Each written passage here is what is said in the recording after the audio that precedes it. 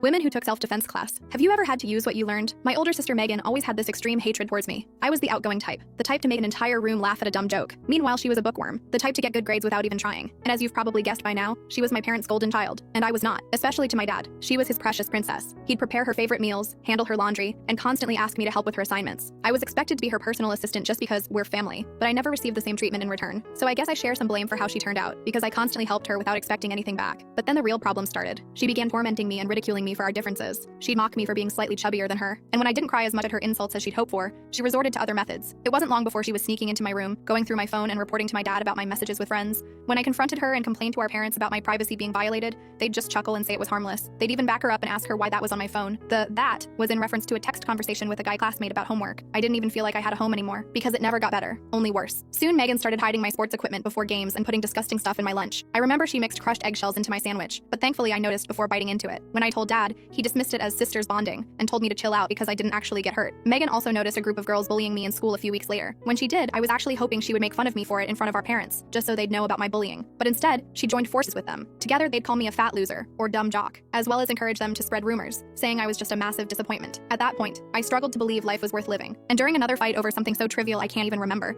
she told me I should just end my life, that every problem in her life is because of me. That one cut deep. Hearing my own sister basically wish me dead was devastating. Since Mom worked late shifts and Dad seemed indifferent, he even scolded me once, claiming I must have provoked her. Things just kept getting worse. In my sophomore year, there was this shocking incident where Megan tried putting bleach in my shampoo bottle, and she put so much that, if it wasn't for the smell, I wouldn't have noticed and would end up in hospital. And guess what my dad said about it? He defended her, said she was just pranking me. Like, hello. Thankfully, my mom eventually took my side and pointed out how serious this was. She even threatened to involve the police if Megan didn't stop. This was a true wake-up call for my sister since she'd never faced consequences before. She was too shocked to even do her usual manipulation tricks of crying or screaming. Later, Mom came to talk to me privately. Mom admitted she'd waited for years hoping Megan would grow out of it, but was slowly realizing Megan was becoming a truly nasty person. She stroked my hair as I cried and apologized for not making my home feel like, well, my home. I confessed everything Megan had done over the years and mentioned the bullying at school. My mom's face turned white and she didn't say anything, just hugged me super tight. The next day, she spoke with the principal to ensure those girls would face serious consequences if they continued. That evening, Mom signed me up for kickboxing classes at a local gym, telling me I needed to learn to stand up for myself against the bullies in my life. I'll admit, a sporty but insecure girl like me trying to learn self-defense probably seemed funny,